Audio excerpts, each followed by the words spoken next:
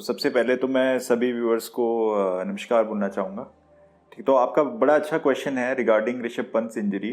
और अगर हम उसको समझें तो जो मीडिया में निकल के आ रहा है कि उनके 3 लिगामेंट्स नी के इंजर हुए हैं, ACL, PCL और MCL। ठीक है जी। और 3 लिगामेंट्स की इंजरी में उनको स्पेशली एयरलिफ्ट किया गया, मुंबई लेके गए। फिर मुंबई में उनका स्टेज्ड ऑपरेशन डिसाइड हुआ। स्टेज्ड ऑपरेशन यानी कि 2 हिस्सों में ऑपरेशन होगा। सबसे पहले PCL लिगामेंट बनाया जाएगा। PCL लिगामेंट के बाद जो है प्लास्टर कास्ट में पैर को 6 हफ्ते तक रखते हैं और उसके बाद फिर ACL और MCL पे काम किया जाएगा।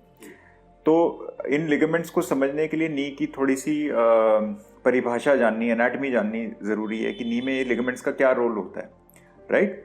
और तो ये समझें कि नी में एक लिगामेंट है anterior cruciate ligament. Anterior cruciate ligament is called ACL जो हम कहते हैं। तो the main function of ACL is कि ACL प्रोवाइड्स एंटीरियर नी स्टेबिलिटी। जो नी को अगर माने तो 3 हड्डियों से नी जॉइंट बना हुआ है। एक ऊपर थाई की हड्डी को कहते हैं फीमर, जो टांग की हड्डी है उसको कहते हैं टिबिया, और जो नी कैप बोन है दैट इज कॉल्ड पेटेला। तो ACL का मेन फंक्शन इज कि टिबिया को वो फीमर पे स्लाइड नहीं होने देता। So it basically prevents anterior gliding of the tibia over the femur and it provides anterior knee stability. और ये क्रिकेटर्स के केस में तो for that matter any athlete it's very essential to have these ligaments intact. Similarly उसका PCL उसका counter part है, उसी का दूसरा भाई समझ लें उसको, कि वो टिबिया को पोस्टीरियर ग्लाइड करने से रोकता है, नी को पोस्टीरियर स्टेबिलिटी देता है। अगर आगे से नी को चोट लगे तो पीछे घुटने को निकलने से रोकता है। और जो MCL है that is the medial collateral ligament. MCL का मेन फंक्शन इज कि घुटने को अंदर की तरफ से जो है वो स्टेबिलिटी प्रोवाइड करता है। घुटने को अगर बाहरी फोर्स लगाया जाए तो घुटने को खुलने नहीं देता। ये नी के लिगामेंट्स को हम अगर समझें तो नी के लिगामेंट्स जो हैं वो बेसिकली नी के पैकेजिंग स्ट्रक्चर्स हैं। आसपास से उन्होंने पैक कर रखा है, अंदर से पैक कर रखा है, दे प्रोवाइड स्टेबिलिटी, राइट। तो ऋषभ पंत के केस में जो है तीनों लिगामेंट्स इंजर हैं। So basically the inner side of the knee from front to back, all 3 side से वो इंजर हुई है and that's a very serious injury. तो जो सर्जरी है, सर्जरी की ड्यूरेशन ज़्यादा नहीं है। एक लिगामेंट को रिपेयर करने में लगभग 30 से 40 मिनट लगते हैं एंड उसके बाद का जो रिहैबिलिटेशन है वो बहुत लंबा है। तो जो रिहैबिलिटेशन है उसमें जैसे सबसे पहले PCL की इंजरी हुई, मैंने आपको बताया कि PCL जो फर्स्ट सर्जरी हुई है उसके बाद थोड़ा नी को स्ट्रेट कास्ट में रखा जाएगा।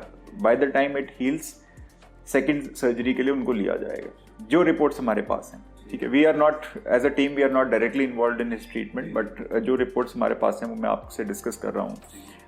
तो जो सेकेंड सर्जरी है that is again going to take रफली 1 आवर, क्योंकि 2 लिगामेंट्स जो इंजर हुए हैं उनको बनाया जाएगा एंड उसके बाद फिर then the real rehabilitation process starts. जब रियल रिहैबिलिटेशन प्रोसेस होगी तो रिहैबिलिटेशन प्रोसेस में उनको नेक्स्ट डे से चलवा दिया जाता है। ग्रेजुअली फिजियोथेरेपिस्ट उन पे काम करते हैं, दिन में 2-2 सेशंस होते हैं और ग्रेजुअली नी का रेंज ऑफ मोशन, जिसको कि नी का मुड़ना है, वो अचीव किया जाता है। मसल स्ट्रेंथ अचीव करी जाती है और फिर फॉर स्पेशली फॉर एथलीट्स उनको स्पेशल ट्रेनिंग से गुजारा जाता है, जैसे कि cycling and walking in water. इस तरीके के स्पेशल ट्रीटमेंट्स उनको दिए जाते हैं। तो ताकि ग्रेजुअली क्या होता है कि जो टेंडन हम लेते हैं, टेंडन हैमस्ट्रिंग का टेंडन लेते हैं, क्वाड्रिसेप्स की टेंडन की स्लिप लेते हैं, वो ग्रेजुअली एज अ लिगामेंट जब उनको बांधा जाता है तो वो अपनी ही पोजीशन में बोन में इंटीग्रेट हो जाते हैं। हाँ, लिगामेंट की सर्जरी को अगर समझें तो सिंपल ये है कि जैसे कि एक टाइट स्ट्रक्चर क्रिएट करना है। लेट्स से एक कपड़े सुखाने की रोप है जिसको 2 पॉइंट्स पे बांधा जा रहा है, तो एक टाइट स्ट्रक्चर क्रिएट करना है ताकि नी स्टेबल हो जाए।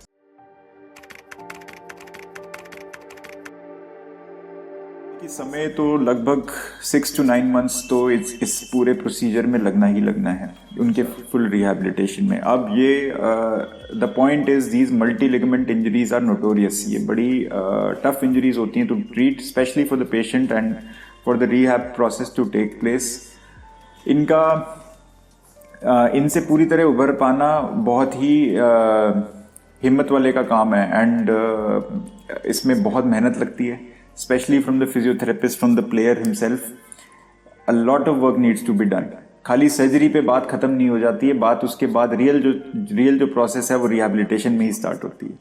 बेस्ट से बेस्ट सर्जरी भी अगर रिहैबिलिटेशन ठीक नहीं है तो रिजल्ट जो है वो पुअर भी हो सकता है.